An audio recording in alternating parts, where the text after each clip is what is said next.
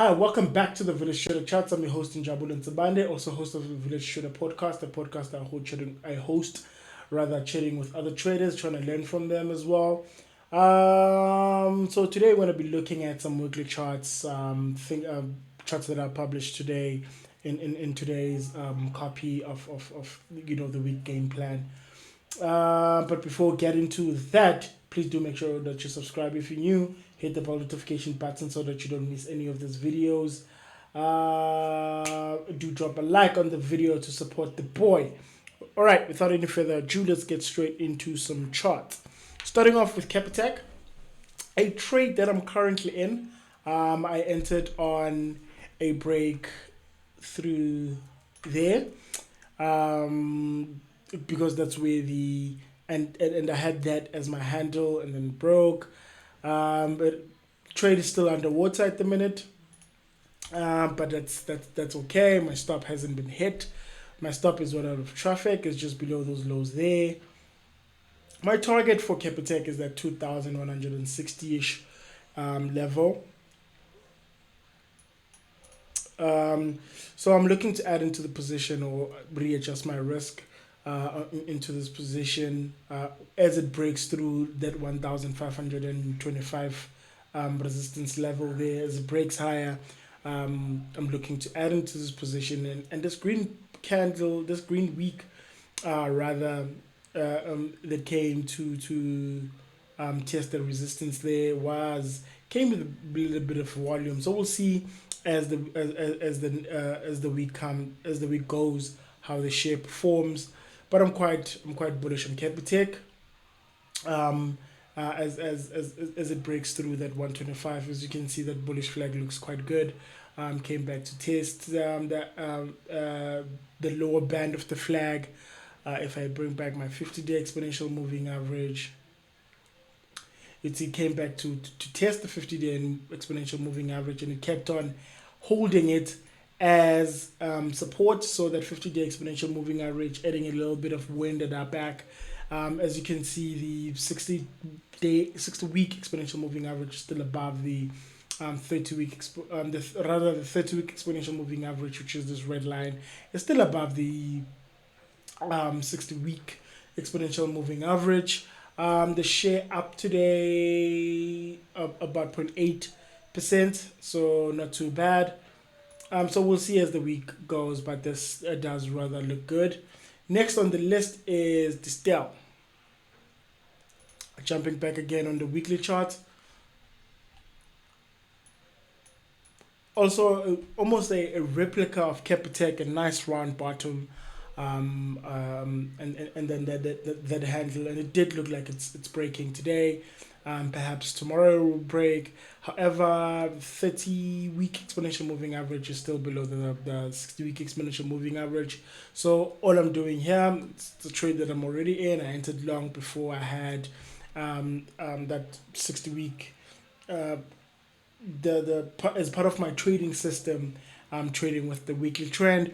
However, this does look good, and my target on Distel is that 132ish level.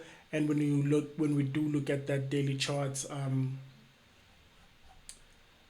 it does look good, man. It does. In fact, it did break and close on the other side of the flag, but not, and with a fair bit of volume, but not enough to convince me that we were over the line. But perhaps a close through that 99 rand level looks even better. Perhaps if we can take out that multi-week high there at around 106.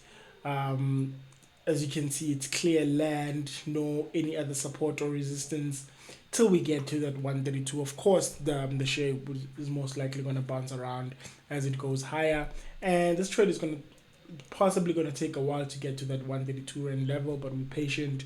We're riding the trend for as long as for as long as we stay in the trend, and for as long as we are not stopped out of the trade. But yeah, Distel Group looking quite good. Next on the list, Aspen. Aspen, man, has been looking good. It did look like over the past 3 weeks, It did look like it was going to break through, but the past 3 weeks held and then came back. But we'll see what's going to happen this week. I hear the first batch of vaccines that was landing today, and I believe Aspen is bottling them and then or rather packaging those vaccines. Perhaps that should shoot the price even higher over the next couple of weeks, but we'll see. And it's going to take some time. It absolutely will take some time for this particular trade to pan out or to play out rather. But we're patient. We're young and we're patient. We'll stay. I'm watching this closely. As you can see, 30-week exponential moving average just about crossed the 60-week exponential moving average, signaling perhaps a change in direction on Aspen, and added to that a bullish divergence that we had dating back since September all the way to August of 2019, almost a year, forming that divergence. Lower lows, higher lows in the oscillator, and subsequent to that, we've only made higher lows and higher highs, with an exception of that 150 rand resistance level there. But it does rather look good to break to the upside. There's a little bit of wind at our back on this particular trade. If you know me, I like a bit of wind at our back. But I'll be monitoring this quite closely as it breaks through that 154 level, 154.50 level. I do have an alert on Aspen as it closes above 154. I want to be long on Aspen, and my target at the minute is still 245, which is rather, it is a bit ambitious. But I'm an ambitious man. Trend followers are rather ambitious, and that's about 60%, and from the current price is about a 77% move to that 245-ish level, and that's going to be amazing if it does play out. um, and I'm looking to once I get into the trade, I like adding into the position as it moves in my direction. But at the moment, we wait on the sidelines, we monitor the situation. We're not going to preempt any trade. We're not going to preempt any breakout. We're just going to wait until the breakout actually happens. Then we jump into the trade. Next on my list is Discovery. So Discovery broke. I entered into the position. It was nice. It was railing. It was running well. I had uh, quite an ambitious target at around that 190-ish level, 189, 185, somewhere there. And I got stopped. And I got stopped as it breaks back into that prior range of that head and shoulders pattern there. Perhaps I should have just taken my profit at 155, maybe a little bit of greed there. But I don't consider a not perfect trade because I exited on stop, so that's pretty cool. And as you can see, 30-week exponential moving 30-week exponential moving average just recently crossed the 60-week exponential moving average. So I'm looking for a re-break back to the upside, re-break through that 134 resistance, or neckline for all intents and purposes on this head and shoulders pattern there. I'm looking for a break to the upside. My target is still that 190-ish level, man. Still that high there, but I'm monitoring this trade quite closely. And with all my trades, you've noticed I've in fact I've accepted that trading daily charts. It's gonna take time to get to my target because my target are quite stretched out. So next on the list is Mr. Price. Beautiful run bottom there. Cup and handle on Mr. Price, and it's actually broken um, through the handle there. But I'm actually just looking for a breakthrough that 177 level. Then I can jump into this trade. Yeah, man, that 177 resistance level there did worry me a little bit. That's why I didn't jump in at the break of the handle. and I know I'm giving up a little bit of the upside. But if we break through that 177.90 level, I'm giving up upside for a little bit of certainty. Not 100% certain because markets are never certain, but yeah, I'm giving up a little bit of the upside for a better probability onto the trade. My target on Mr. Price is 250. I'm targeting 250 rand for Mr. Price, and with my stop is gonna be just below that flag there at around 150.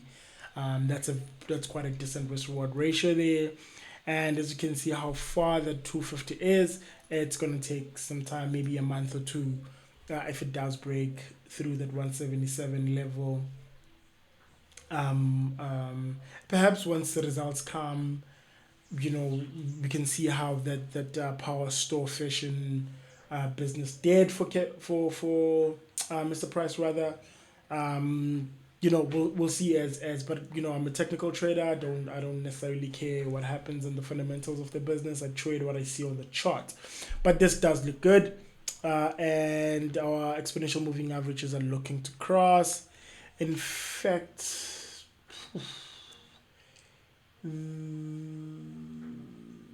yeah, they're quite close. They are quite close to crossing each other, and as I'm assuming as it breaks through that 177 level, they would have crossed, and I'm gonna jump into Mr. Price, targeting that 250ish level. You know. Next on my list is Shoprite. Actually, Shoprite has been on my list for a while. This cup and handle formation has been forming for a while. It did break today, but came back. But I'm looking for a close through 149, perhaps a close through 150. I'm targeting 193 on that share, and as you can see from the breakout, it would be another 35% run on Shoprite, and I'm looking to jump into the trade as it breaks higher, but it's looking good. Actually, Shoprite is my preferred of the food retailers. But yeah, I'm still quite bullish on Shoprite. It did break and close on the other side of the resistance line, but this first day of the week closed below. We'll see as the week progresses how Shoprite will perform, but I'm quite bullish on Shoprite.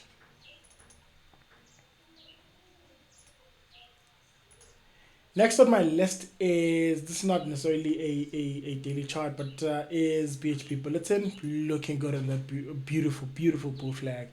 Um, Looking for a breakthrough, that resistance level there of the flag. Looking to target that, what is it, 509 on BHP with a stop. Was my As you can see, 200 day exponential moving average, everything. That's good win behind this trade. 30 is above the 60, 200 days behind us. Looking to place my stop just below that 50-day exponential moving average, just below there. Last but not least is Citrix 40. For this, I'm gonna have to remove all the other moving averages. There you go. So on Citrix Forster, I'm trading Simon Brown's laser system, and I've been trading this for a while now. So it's fairly simple. 30, if the 30 is above 60, that's where that came from. You want to be long. That's where you determine our direction. Except on when trading the lazy, you know, you're looking at these on the same time frame. And then you want price through the 15-day exponential moving average, which we got that trigger there. Now we're just waiting for the confirmation, which is a close above the close of the trigger candle, which was 58.29. So we're looking for a close above 58.29 on Citrix 40. It's actually a trade I'm in. I was first triggered. Uh, yeah, I was first. Well, I can't remember when I was. I believe it was there, and I've been re-adding into this position. So I'm looking for a close through 58, 58 to 29 on the lazy, and then I'm gonna add again into this portfolio. And the stop loss for the lazy is a close below the 30-day exponential moving average. And the nice thing about the lazy, you can trade it on any time frame. From tried it on 5 minute, I tried it on 15. But on the smaller the time frame, the more the volatility, and it gets clunky, and it works better with indices. And then the major forex pairs: euro dollar, dollar pound dollar, what else? Yeah, and just the major currency pairs. It fits well because of that reduced volatility. That the lazy system fits well there. And that's it from me today. Thank you for hanging with me. Do get down on the comment section down below as usual. Let me know some of the things that you are looking at. What do you think of the charts that I looked at today? Yeah, man. And oh, yeah, if I'll be sending mailing email updates on the lazy, on specifically on the Sotrix 40, as triggers happen, confirmations happen, and if you want some of that game, do subscribe on my mailing list. Linked in the description below as well. Anyway, thank you for hanging with me. Check you next time with the video show the charts. Cheers.